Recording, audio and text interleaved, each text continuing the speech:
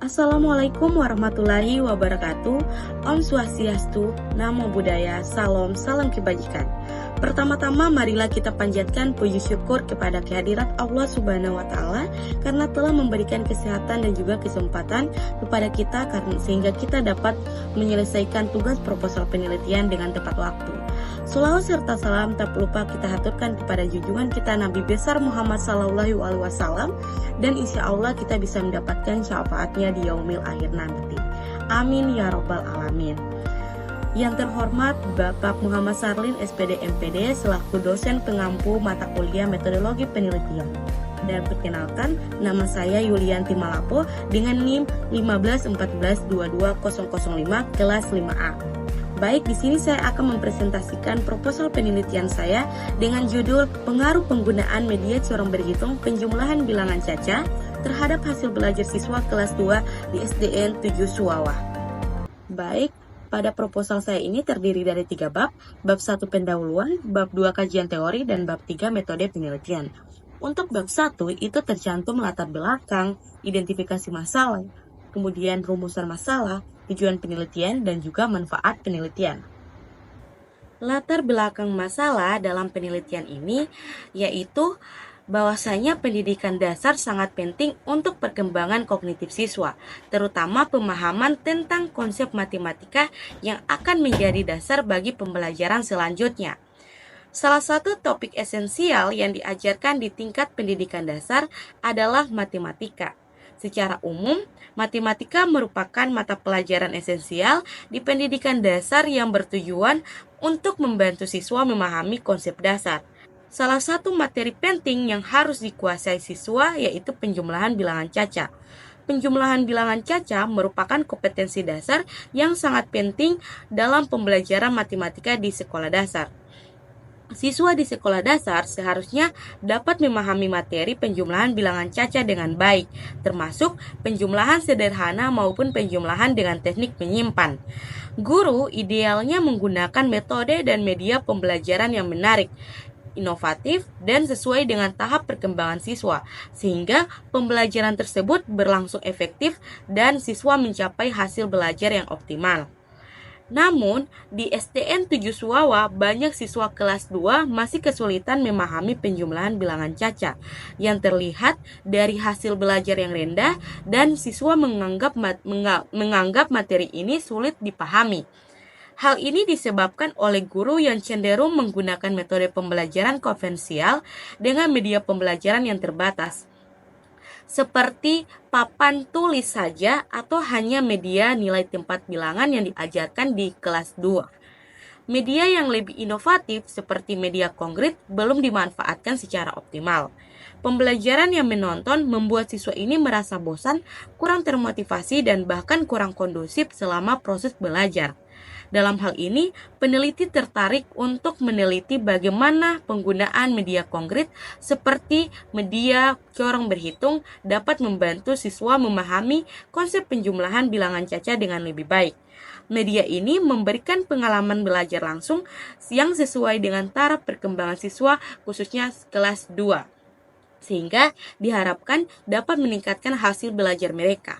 Di SDN 7 Suwawa, media corong berhitung belum pernah digunakan, sehingga penelitian ini bertujuan untuk menguji pengaruh penggunaan media corong berhitung terhadap hasil belajar siswa pada materi penjumlahan bilangan caca.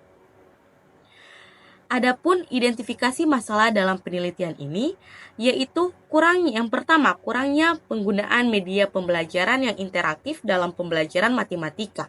Yang kedua, keterbatasan dalam penggunaan media pendukung pembelajaran matematika. Yang ketiga, siswa kelas 2 itu masih kurang paham dengan materi penjumlahan bilangan caca dan mereka masih menganggap materi penjumlahan bilangan caca ini sulit untuk mereka pelajari. Kemudian yang keempat, penggunaan media digital yang belum efektif dalam pembelajaran matematika untuk siswa kelas 2 yang seharusnya diperlukan penggunaan sebuah media yang konkret.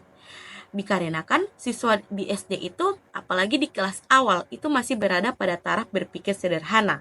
Dan yang kelima, media yang digunakan dalam pembelajaran itu masih kurang menarik perhatian siswa dan aktivitas fisik siswa dalam belajar, terutama pelajaran matematika yang membutuhkan aktivitas langsung agar siswa memahami materi pelajaran. Selanjutnya, rumusan masalah dalam penelitian ini adalah apakah terdapat pengaruh dari penggunaan media corong berhitung penjumlahan bilangan caca terhadap hasil belajar siswa kelas 2 di SDN 7 Suwawa. Adapun tujuan penelitian dalam masalah ini adalah untuk melihat pengaruh dari penggunaan media corong berhitung penjumlahan bilangan caca terhadap hasil belajar siswa kelas 2 di SDN 7 Suwawa. Kemudian, manfaat penelitian ini dia terdiri dari dua, yaitu ada manfaat teoritis dan juga manfaat praktis. Adapun manfaat teoritis yaitu diharapkan dapat menambah wawasan dan dapat berkontribusi pada proses belajar mengajar yang lebih efektif. Adapun manfaat praktis itu terdiri dari siswa, guru, sekolah, dan juga peneliti. Di antaranya yang pertama bagi siswa.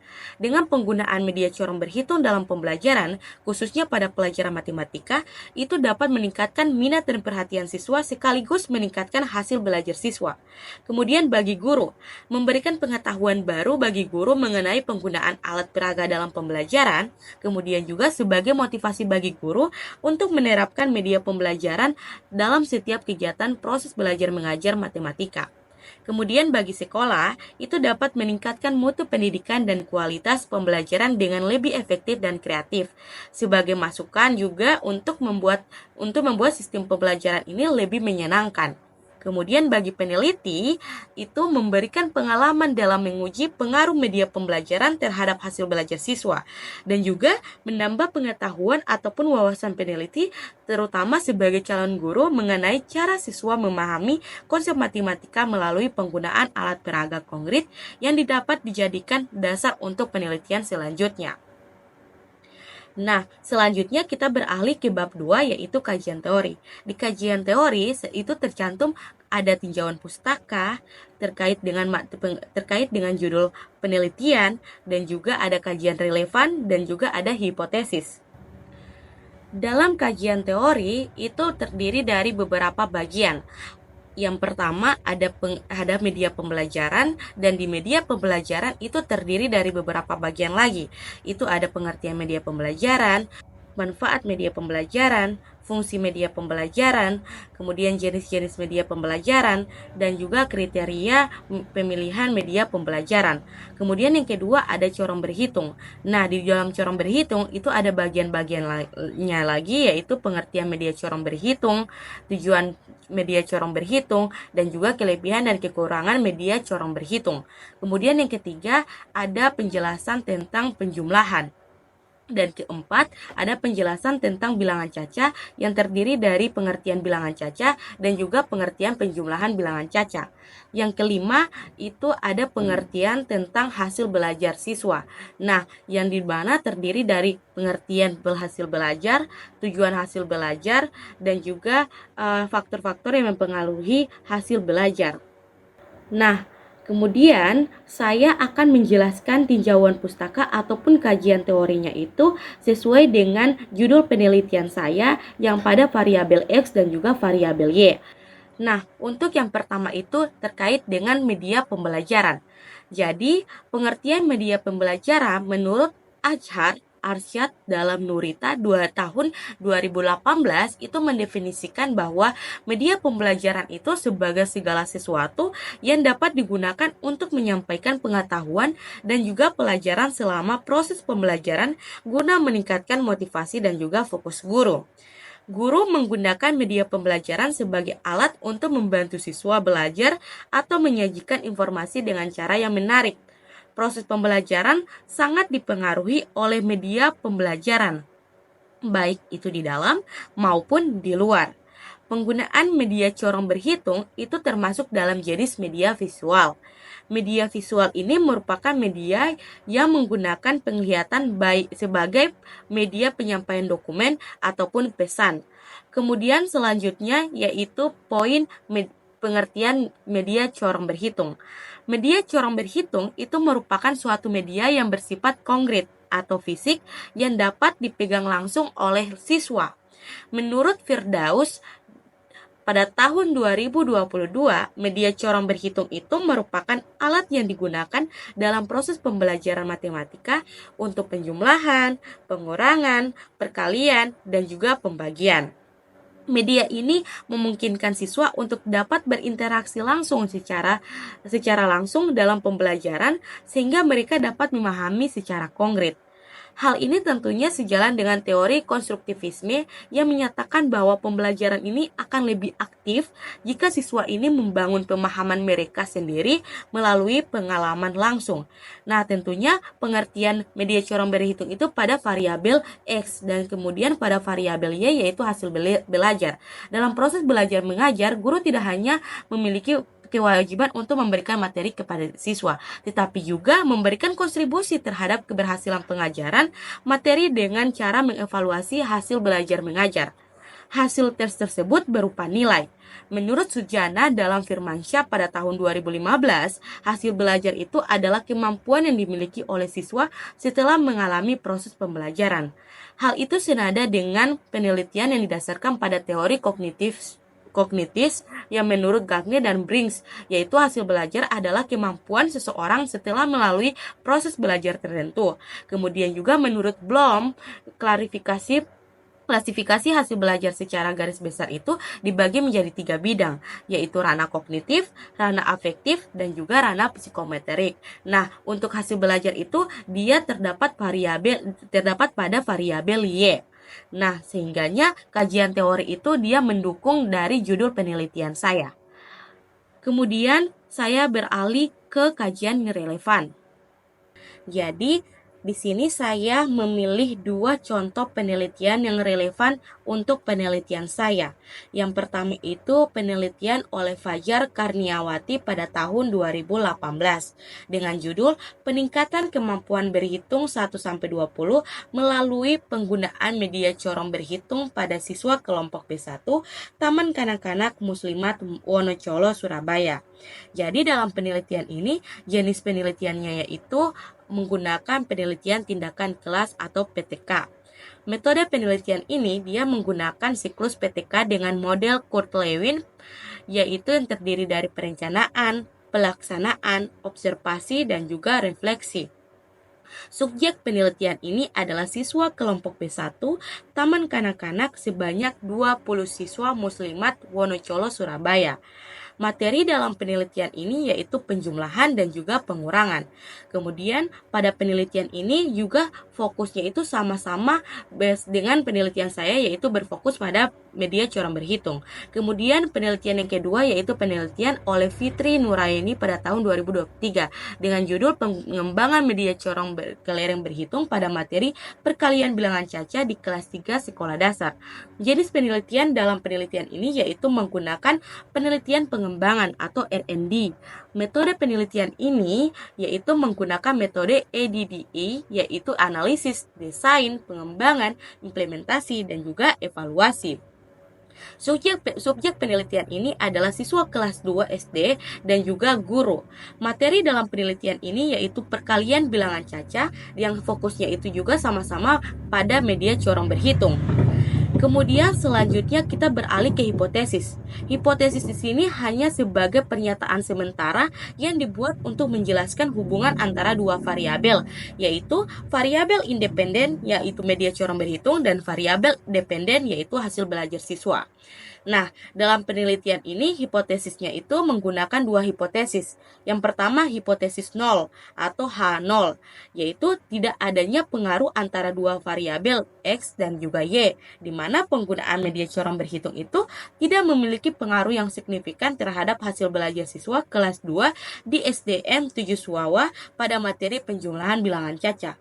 Sedangkan hipotesis alternatif atau H1 itu menyatakan terdapat pengaruh antara 2 variabel X dan Y, di mana penggunaan media corong berhitung itu memiliki pengaruh yang signifikan terhadap hasil belajar siswa kelas 2 di SDN 7 Suwawa pada materi penjumlahan bilangan caca.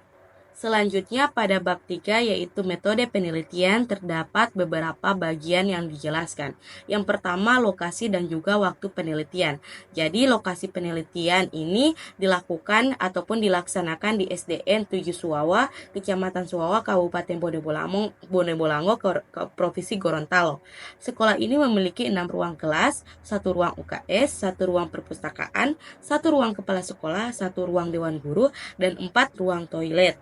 Adapun alasan saya memiliki lokasi tersebut karena saya ingin mengetahui masalah-masalah yang ada dalam sekolah tersebut, khususnya di kelas 2 yang sehubungan dengan pelajaran matematika di sekolah dasar.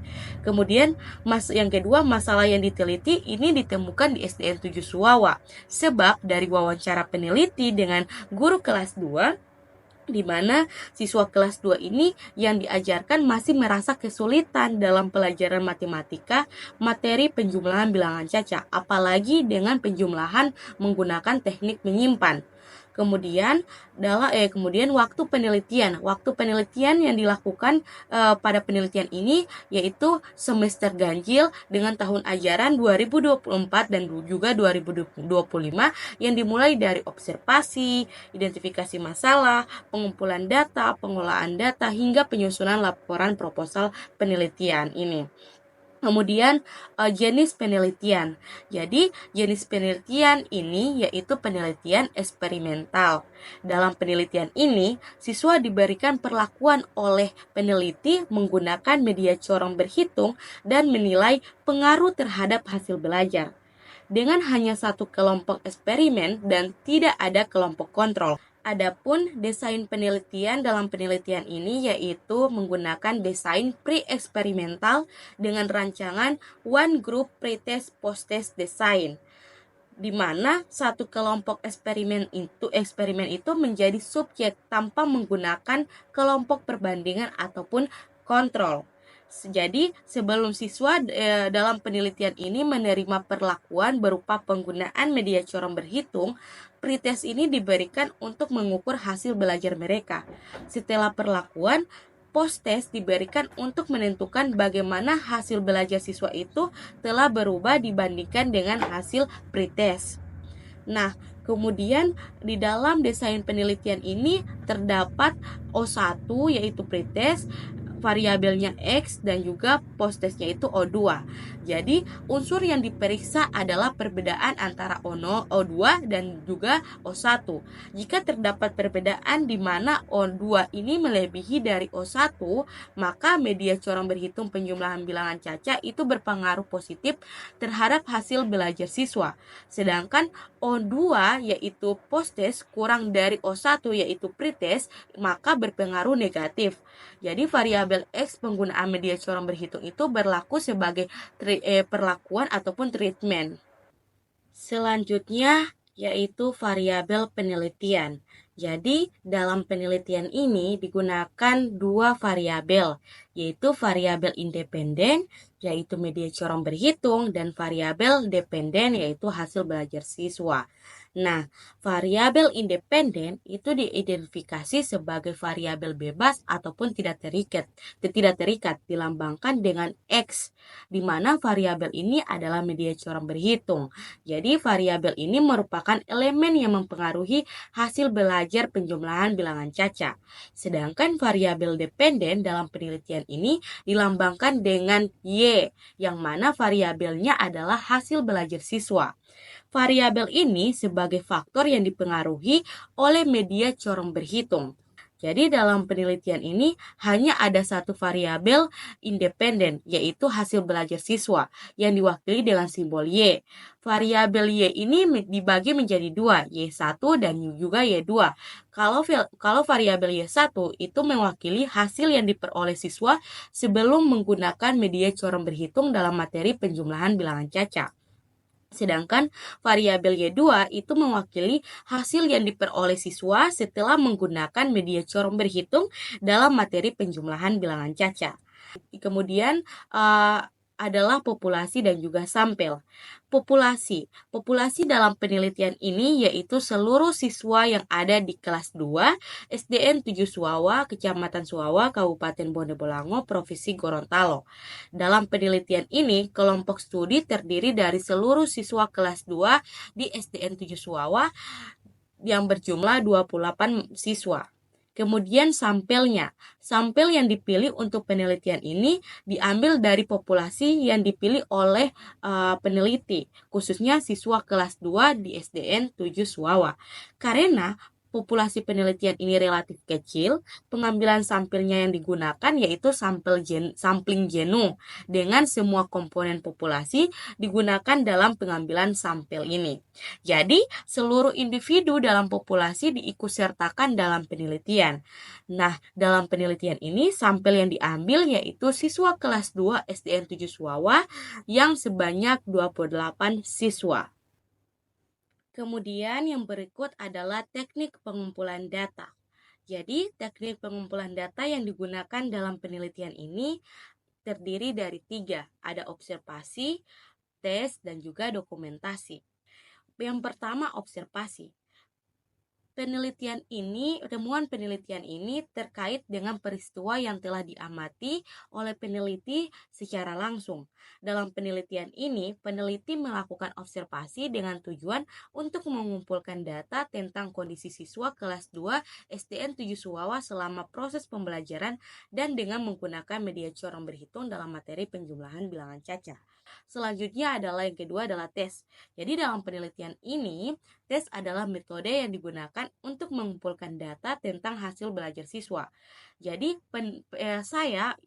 peneliti ini menggunakan pretest dan juga post-test selama proses pembelajaran. Peneliti memberikan sebanyak 15 butir soal yang berbentuk pilihan ganda untuk diberikan serta dijawab oleh siswa.